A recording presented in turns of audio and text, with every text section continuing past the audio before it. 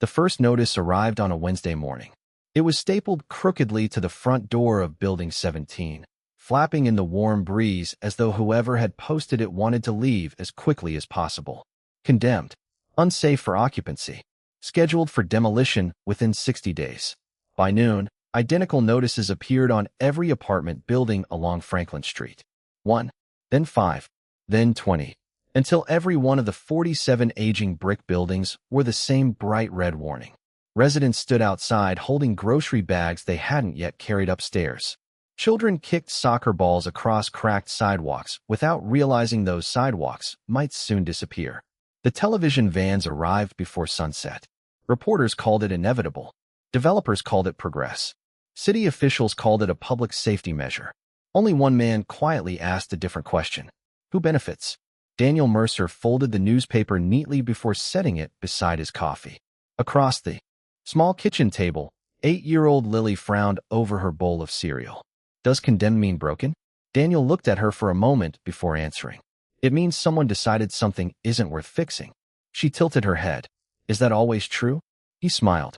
No. She nodded as though she'd expected that answer. Children had a way of accepting wisdom adults spent decades trying to remember. Outside their apartment window, another news helicopter drifted lazily across the neighborhood. Daniel watched it for only a second before standing. Come on, he said. We're going to be late. 3 years earlier, Daniel had been one of the city's most respected structural engineers. Not famous, not wealthy, just exceptionally good at noticing things everyone else overlooked. While other engineers relied almost entirely on software simulations, Daniel still carried a weathered notebook filled with hand-drawn sketches. His late father had taught him that buildings spoke, not with words, with cracks, with settling, with tiny shifts in brick patterns that revealed years of hidden stories. If you learn how to read walls, his father used to say, they'll tell you who's lying. At the time, Daniel thought it sounded poetic. Later, he realized it was literal. Everything changed the winter his wife, Emma, passed away after a sudden illness. The consulting firm offered compassionate leave, then reduced hours. Eventually, a quiet conversation. Projects needed full-time leadership. Clients expected availability. Daniel understood. He left without arguing. The severance lasted 8 months. After that, he opened a tiny property inspection business.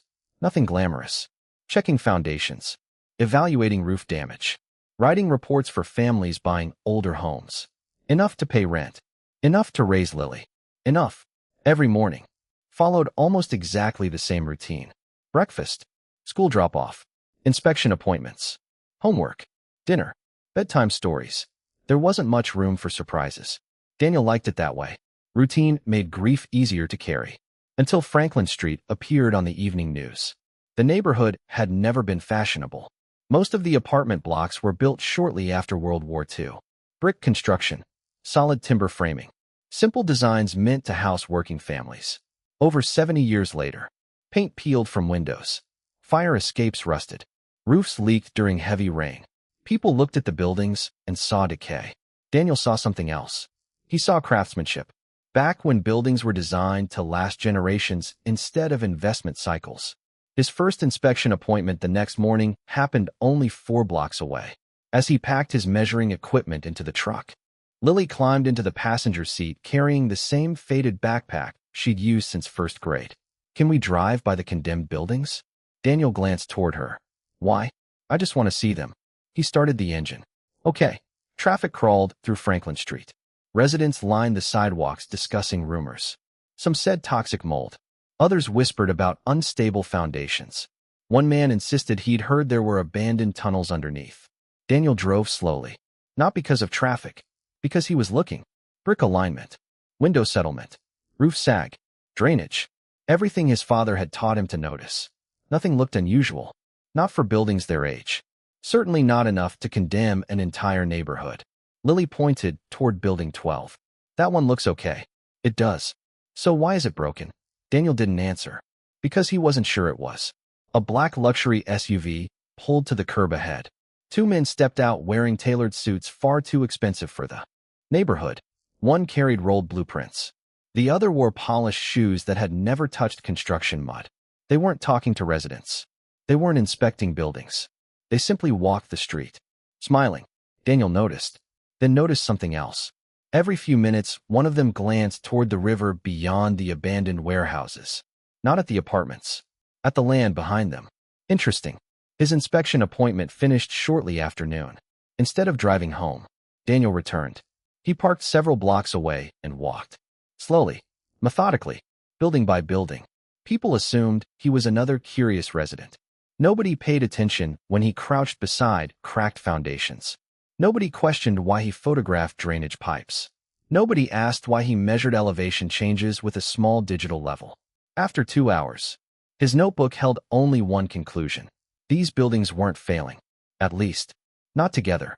Some needed repairs. Several required maintenance. 1 or 2 probably deserved extensive renovation. But 47 simultaneous condemnations? Impossible. Unless the inspections had been about something other than safety. That evening, Lily colored quietly at the kitchen table while Daniel spread city maps across the floor. Inspection reports downloaded from public records. Property tax assessments. Historical zoning documents. None of it made sense. Until he found a transportation proposal buried inside a planning commission archive from 18 months earlier.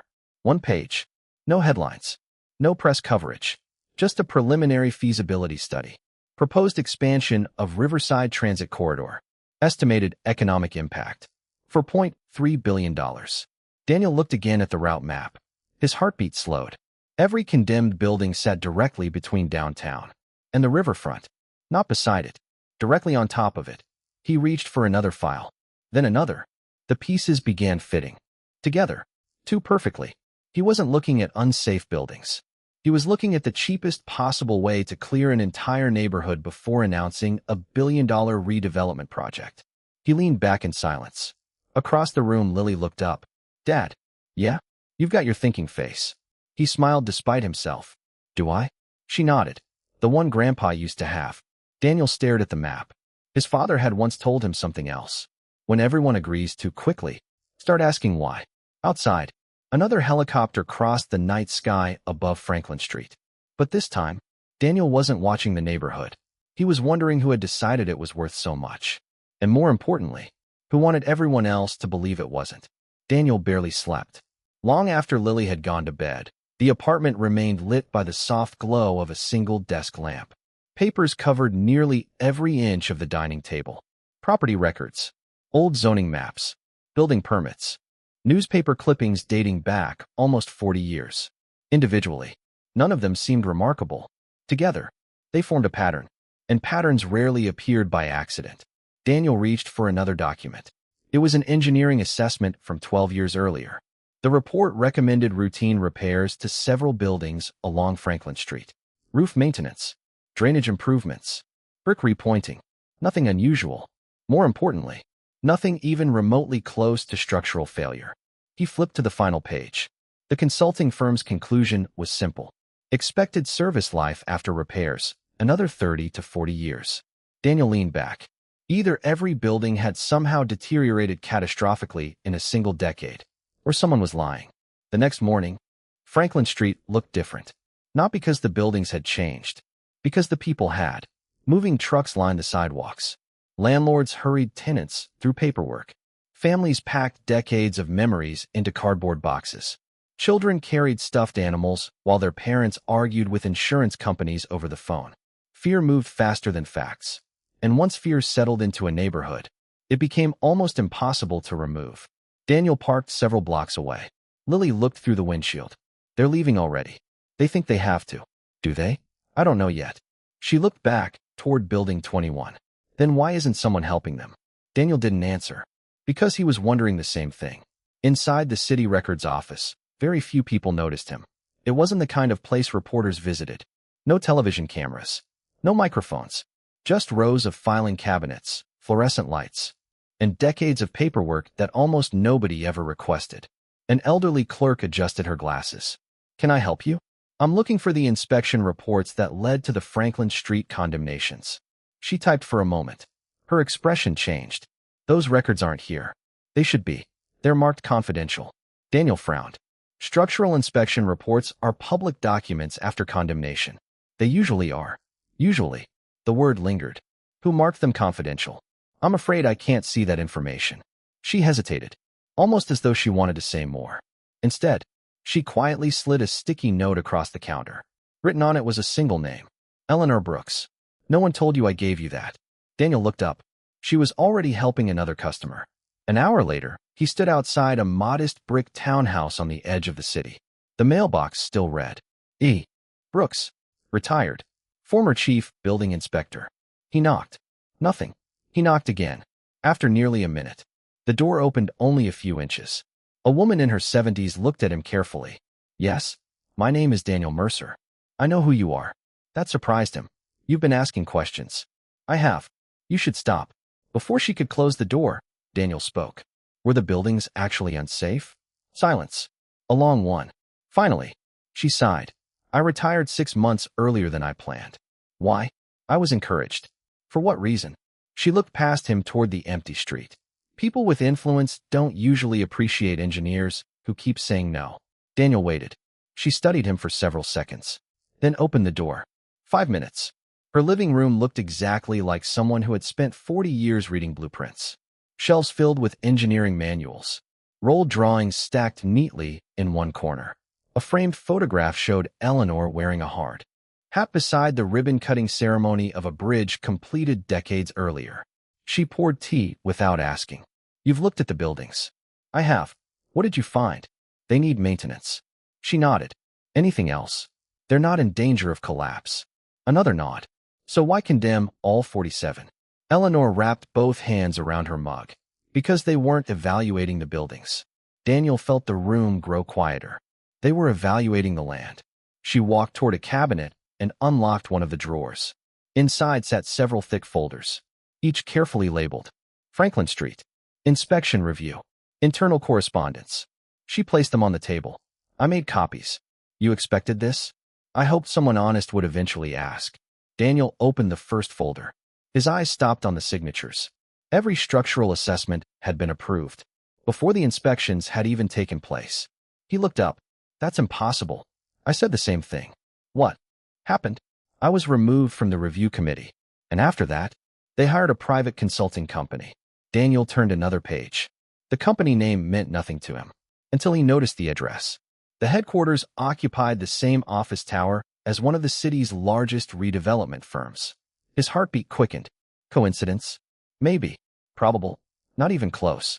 Back at Franklin Street, construction fencing had already begun appearing around several buildings. Residents watched from sidewalks as workers unloaded heavy equipment. One elderly man argued with a supervisor. This building survived 3 earthquakes. The supervisor barely looked up from his clipboard. Sir, please stand behind the barriers. It isn't dangerous. I don't make those decisions. No, the old man said quietly. I suppose you don't. Daniel arrived just as workers finished sealing Building 14. He watched carefully. Nobody entered. Nobody performed inspections. Nobody tested foundations. They simply locked the doors, placed warning signs, and left. That wasn't how emergency structural failures were handled. If a building genuinely threatened collapse, engineers stayed. Crews monitored movement. Safety zones expanded.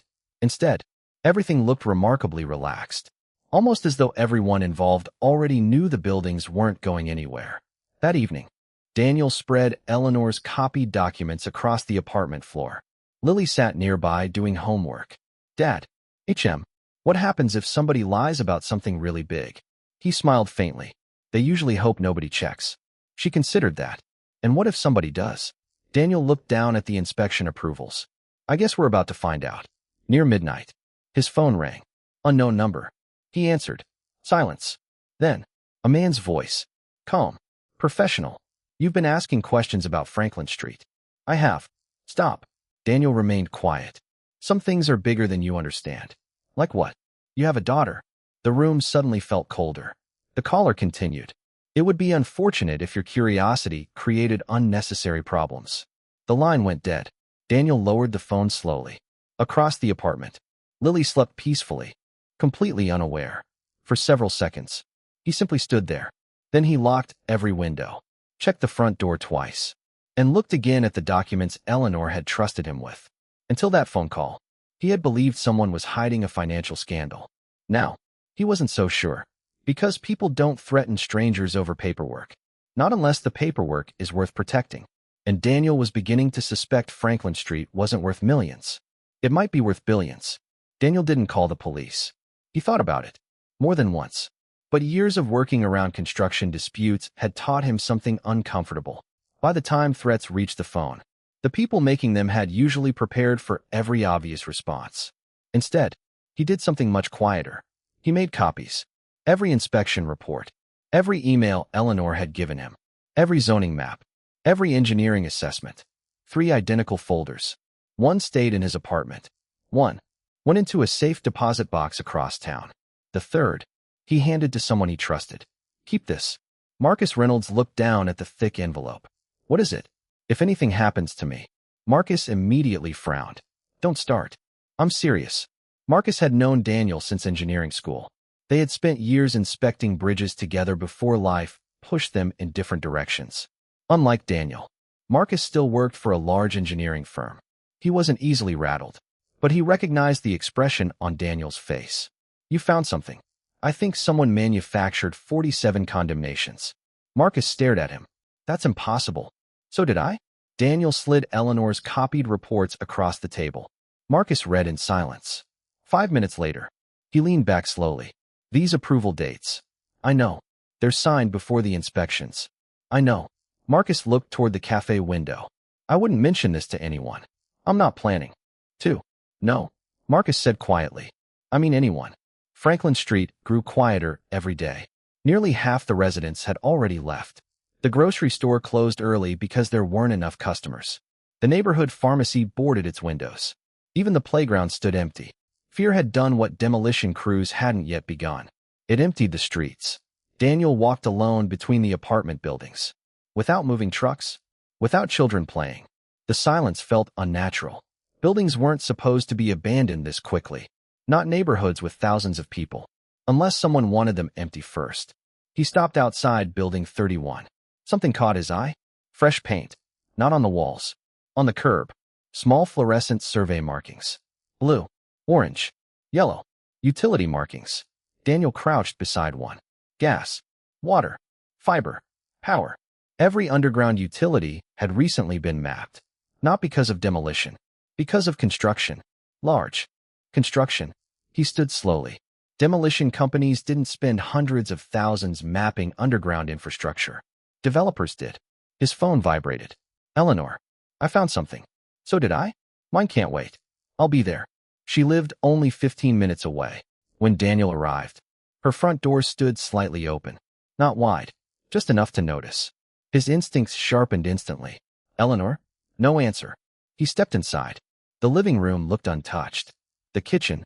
Normal. Then he reached the study. Every filing cabinet had been opened. Folders covered the floor. Drawers emptied. Papers scattered everywhere. Not random destruction. Targeted searching. Someone had known exactly where to look. Eleanor? A faint voice answered from upstairs. I'm here. He found her sitting on the bedroom floor. She wasn't hurt. Just shaken. They came. When? About an hour ago. Did you call the police? I did. What did they say? She laughed once. Without humor. They said. It looked like a burglary. Daniel looked around. Nothing valuable appeared missing. Television. Jewelry. Laptop. All untouched. What did they take? She pointed toward an empty shelf. My original inspection notebooks. Daniel's stomach tightened. Not money. Not electronics. Engineering notes. Someone wasn't stealing. They were erasing. She reached into her desk drawer. I hid one. From beneath several photo albums. She removed a thin leather notebook. I kept this separate. Daniel opened it carefully. Page after page contained handwritten observations. Foundation measurements. Brick displacement. Moisture readings. Dates. Everything in engineer records during inspections. One page caught his attention immediately. Across the top, 3 words were underlined. Subsurface anomaly. What is this? Eleanor adjusted her glasses. Building 22. He continued reading. Unusual underground vibration. Metallic echo beneath foundation. Depth unknown. Recommend geological survey. Before future development. No immediate structural concern. Daniel looked up. What does metallic echo mean? She shook her head. I never found out. You requested more testing. I did. They denied it. Immediately. Neither of them spoke for several seconds. Finally, Daniel asked, could there be something underground? I've wondered that for years. What kind of something? I don't know. Old subway? No. Utilities? No. She looked directly at him. It sounded hollow. That night, Daniel couldn't stop thinking about Building 22. Not because of the condemnation. Because of the notebook. Engineers don't write metallic echo unless something genuinely surprises them. He opened satellite images dating back decades. Nothing. Older city maps. Nothing. Then, a historical survey from 1958. Most people would have ignored it. Daniel didn't. Beneath the property boundaries, barely visible, ran a faded dotted line. No explanation. No legend. Just a line stretching beneath nearly every condemned building. He enlarged the image. Again, still unreadable, until he adjusted the contrast. Tiny handwritten lettering slowly appeared. Industrial access tunnel. His pulse quickened. Tunnel? What tunnel? No modern city infrastructure maps showed anything beneath Franklin Street. It was as though someone had erased it. The next morning, Daniel returned before sunrise. Construction fencing surrounded most of the neighborhood. Workers wouldn't arrive for another hour. He parked 3 streets away. Flashlight, camera, measuring tape, notebook, old habits. Building 22 stood silent. Its basement entrance had been chained shut. Daniel circled the building instead. Around the rear, hidden beneath overgrown vines, he noticed something unusual. An iron access hatch, nearly invisible beneath decades of rust. No warning labels. No city markings. Just old steel. He brushed away dirt. Stamped into the metal. Almost worn smooth by time. Were 4 numbers. 1949. Not a utility cover. Too old. Too heavy. Too deliberately hidden. He knelt beside it. Placed one hand against the steel. Then, very gently, knocked. Once. Twice. 3 times. The sound came back immediately. Not solid. Not earth. Hollow. Deep beneath Franklin Street. There was empty space. Far larger than Eleanor's notebook had suggested. Daniel stood perfectly still. Someone had condemned 47 apartment buildings. Someone had buried inspection reports. Someone had threatened his family. And now, for the first time, he wasn't convinced the land itself was the prize. Because whatever lay beneath Franklin Street, someone wanted it to stay buried. Daniel didn't touch the hatch. Every instinct told him to pry it open. Every year he'd spent as an engineer told him not to. Old underground structures weren't forgiving. Neither were the people who had already threatened him. Instead, he photographed everything. The serial numbers, the hinges, the faded manufacturer stamp hidden beneath decades of corrosion. Then he measured its location against the surrounding buildings. 23 feet behind Building 22. Exactly where the old 1958 survey suggested the forgotten tunnel should be. He slipped the notebook back into his jacket. Just as headlights swept across the alley. Construction. Crews. Earlier than expected. Daniel stepped behind a dumpster and remained perfectly still. 3 pickup trucks rolled through the temporary security gate. But they weren't carrying demolition equipment. No excavators. No wrecking crews. Instead, men in reflective jackets unloaded ground-penetrating radar equipment. Daniel frowned. Why scan the ground? If the plan was simply to demolish buildings? The answer was obvious. They weren't searching for unstable foundations. They were searching for something beneath them. He waited nearly 20 minutes before leaving. By the time he reached his truck, his phone buzzed. Marcus, you need to come downtown. What happened? I ran the consulting firm's ownership records. The company that signed the condemnations? Yes. What did you find? Marcus hesitated. It doesn't really exist. Daniel stopped walking. What? It has a name. It has an office. But it has no employees. How? It's owned by another company. And that company? Owned by another. Keep going. Marcus sighed. I followed 7 shell companies. And they all end at the same investment group. Daniel climbed into the truck. Who? There was silence. Finally, Marcus answered. Harbor Meridian Capital. Daniel had heard the name before. Not from engineering. From the news. One of the largest private redevelopment firms in the country. Billions in assets. Massive infrastructure projects. Entire waterfront districts transformed. If Harbor Meridian wanted Franklin Street, it wasn't because 47 apartment buildings interested them. It was because whatever came after would be worth far more. That afternoon, Daniel picked Lily up from school. She climbed into the truck carrying a cardboard model of a bridge she'd built in class. Look, she carefully placed it across the dashboard. It holds 3 books. Daniel smiled. That's impressive. My teacher said bridges are just buildings that learn to stretch. He laughed. I've never heard that before. I made it up. She smiled proudly. Then she noticed his expression. You found something. A few things. Good things? I don't know yet. She looked out the window. You always say people don't hide boring stuff. Daniel glanced toward her. When did I say that? Lots of times. She shrugged. I remember.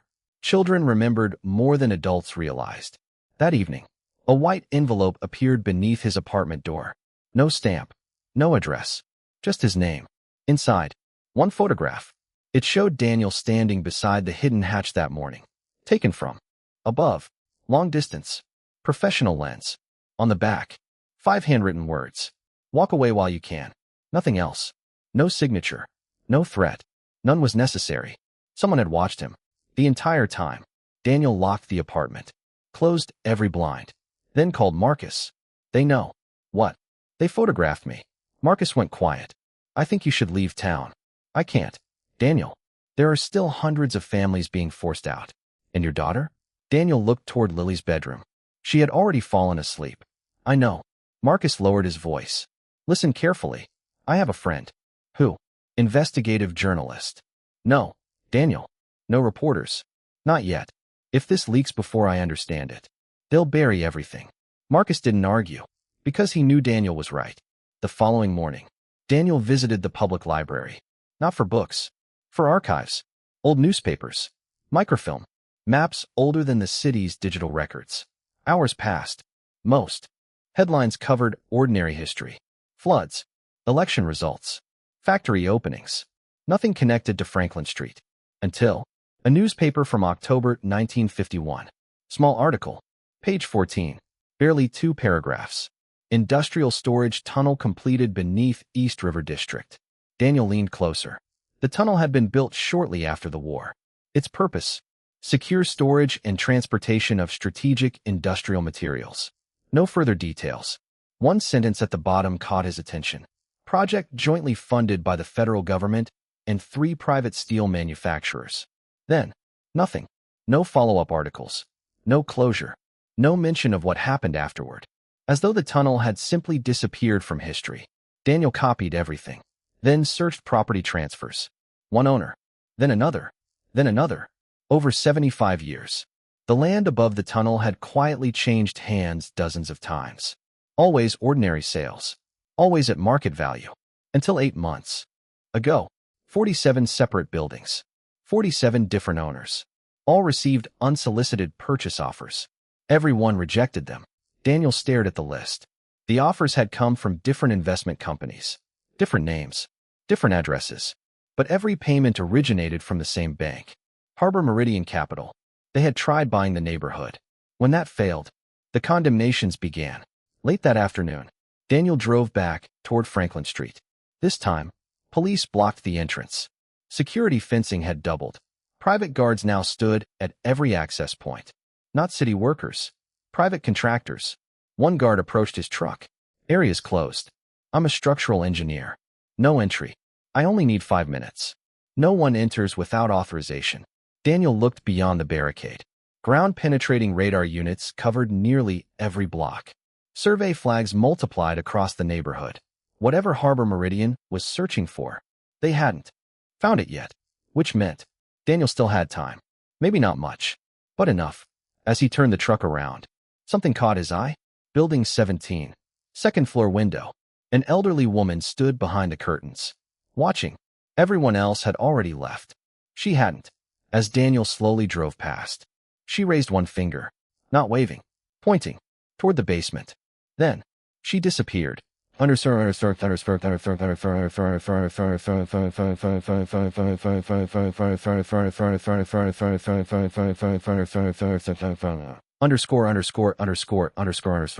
That night, Daniel couldn't stop thinking about it. Why stay behind? Why point toward the basement? The answer came just after midnight. His phone rang. Unknown number again. He answered without speaking. This time, a woman's voice whispered, "They're digging in the wrong place. Click. The call ended. No explanation. No name. Nothing. Daniel sat perfectly still in the darkness. First the forgotten tunnel. Then the hidden hatch. Now someone inside Franklin Street, claiming Harbor Meridian, was searching. But searching in the wrong location. He unfolded the old 1958 survey one more time. His eyes followed the tunnel beneath every condemned building, until they stopped. At Building 17. There, almost invisible beneath a crease in the paper, was a small handwritten symbol, not part of the original blueprint. Added later. A circle, with one word written beside it. Vault. Daniel stared at it for several seconds, then slowly looked toward the window where Lily slept peacefully. Whatever was buried beneath Franklin Street, it wasn't just a tunnel anymore. There was a vault, and someone powerful believed it was valuable enough to erase an entire neighborhood to reach it. Daniel was already driving before sunrise. Franklin Street remained sealed behind layers of temporary fencing, but he wasn't interested in the front entrance anymore. He parked nearly half a mile away and approached through the abandoned warehouse district behind the river. Years ago, freight trains had crossed this area every day. Now, only rust remained. The old survey map rested folded inside his jacket. Every few minutes, he stopped to compare landmarks. An old retaining wall, a collapsed loading dock, a row of concrete pillars. Everything aligned. The forgotten tunnel hadn't begun beneath the neighborhood. It began here, hidden behind decades of vines and broken pallets. He found it, an enormous steel door, half buried beneath dirt. No signs, no markings, just weathered steel, nearly invisible against the warehouse foundation. The hinges hadn't moved in decades, but someone had cleaned the lock recently. Very recently. Fresh scrape marks surrounded the key cylinder. Someone else had already found the entrance. Daniel photographed everything before trying the handle. Locked. Of course. He turned away, then heard engines. 3 black SUVs rolled silently into the warehouse yard. He stepped behind a crumbling brick wall just as 6 men exited the vehicles. None wore construction uniforms, dark jackets, earpieces. Professional. One older man stepped forward carrying rolled blueprints. Daniel recognized him immediately. Richard Holloway, Chief Executive Officer of Harbor Meridian Capital, one of the country's most influential developers. Why would a billionaire stand in an abandoned warehouse before sunrise? Because whatever lay beneath Franklin Street was important enough to see personally. Richard spoke quietly. Daniel couldn't hear every word. Only fragments carried across the empty yard. 70 years. Before demolition. Once we reached the vault. Vault. The word confirmed everything. Another man unlocked the steel entrance. The massive door groaned open. One by one, the group disappeared underground. Daniel counted to 30, then followed. The tunnel smelled of damp concrete and old steel. Emergency lights installed only days earlier illuminated the passage ahead. Fresh tire tracks crossed dust that had lain untouched for decades. Harbor Meridian had already been excavating. The tunnel stretched farther than Daniel imagined. Wide enough for trucks. Reinforced with massive steel arches. Government construction. Cold War era. Every few hundred feet. Heavy blast doors separated different sections. Whoever built this place expected it to survive almost anything. Voices echoed ahead. Daniel extinguished his flashlight, carefully moving from column to column. He reached the edge of a massive underground chamber. His breath caught. It wasn't a vault. It was an archive. Hundreds of sealed steel cabinets filled the room.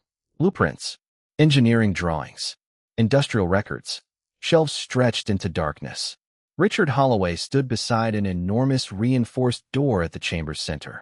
An engineer adjusted electronic equipment around the lock. We've almost got it. Richard nodded. No mistakes. What if someone discovers this? They won't. The buildings come down next week. Daniel finally understood. Harbor Meridian hadn't wanted gold, or jewels, or hidden cash. They wanted the land because buried beneath it was one of the largest untouched Cold War industrial archives ever constructed. Every patent, every blueprint, every manufacturing process stored during a time when governments feared nuclear war. The historical value alone would be extraordinary. The commercial value, potentially priceless. A metallic click echoed through the chamber. The reinforced vault door slowly opened. Inside, rows of climate-controlled shelves remained perfectly preserved. Boxes labeled with the names of companies that no longer existed. Aircraft manufacturers, defense contractors, steel producers, research laboratories. One engineer carefully lifted a metal case. His eyes widened. "You need to see this." Richard opened the folder. Silence. Then, a smile. The kind worn by someone realizing years of investment had finally paid off. "This alone," he whispered, "is worth billions." Daniel quietly raised his phone. One photograph, then another. Video, faces, documents, the tunnel, everything. Enough evidence to expose the entire operation. As he backed away, his foot struck loose metal. The sound echoed through the chamber. Every head turned. There, Daniel ran. Boots thundered behind him. He sprinted through the tunnel as flashlights danced across concrete walls. He wasn't faster, but he knew one thing they didn't. Old infrastructure always had emergency exits. His father had taught him that. Never build only one way out. Ahead, a faded maintenance hatch. Daniel forced it open. A narrow ladder climbed upward. He reached street-level moments before two security men rounded the corner below. Without looking back, he ran. Understood.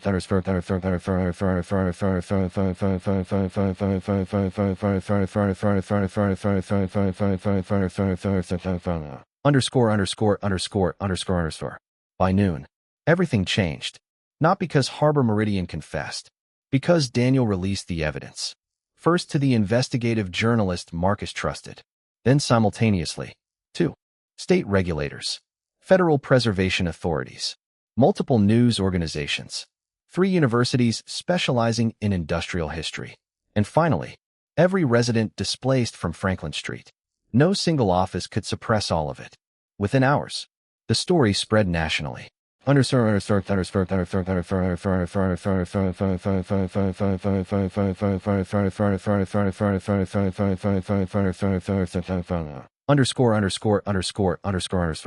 Emergency injunctions halted every demolition order. Federal investigators sealed the site. Preservation experts descended on the tunnel. The original condemnation reports were declared fraudulent. Independent structural engineers inspected every building. Their conclusion matched what Daniel had known from the beginning. The neighborhood needed repairs, not demolition. Families returned, some immediately, others weeks later. Slowly, Franklin Street came back to life. Understood.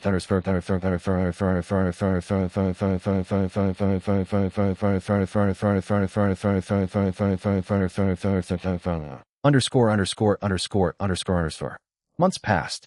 Harbor Meridian withdrew from the project. Multiple executives resigned. Investigations continued. Richard Holloway disappeared from public life while authorities examined fraud allegations surrounding the redevelopment plan. The underground archive, instead of becoming private property, was transferred into public stewardship. Historians called it one of the most significant industrial discoveries in decades. Not because of its financial value, because it preserved a forgotten chapter of engineering history. Understood.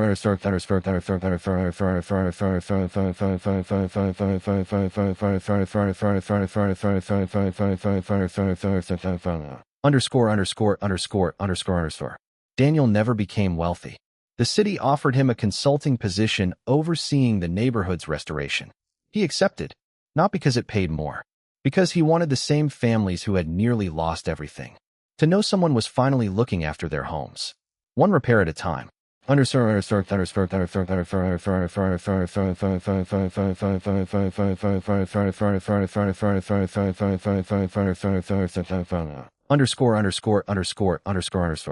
A year later, Lily walked beside him through Franklin Street.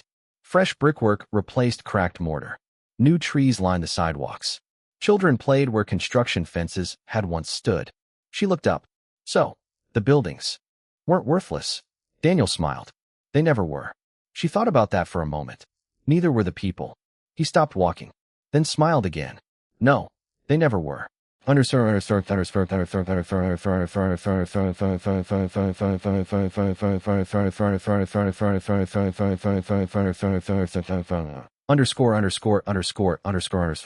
That evening, as the sun disappeared behind the restored rooftops, Daniel stood outside Building 17. Families laughed from open windows. Someone grilled dinner in the courtyard. A bicycle bell rang somewhere down the block. Ordinary sounds. The kind people rarely notice until they're almost gone. His father used to say, "Buildings tell stories if you're patient enough to listen." For years, Daniel believed that meant studying concrete, steel, brick, but standing there, watching neighbors return home, he realized his father had meant something much bigger. Sometimes the strongest foundations aren't hidden beneath walls. They're built by the people who refuse to abandon them. And every now and then, when everyone else sees something as worthless, the greatest act of courage is simply taking a closer look.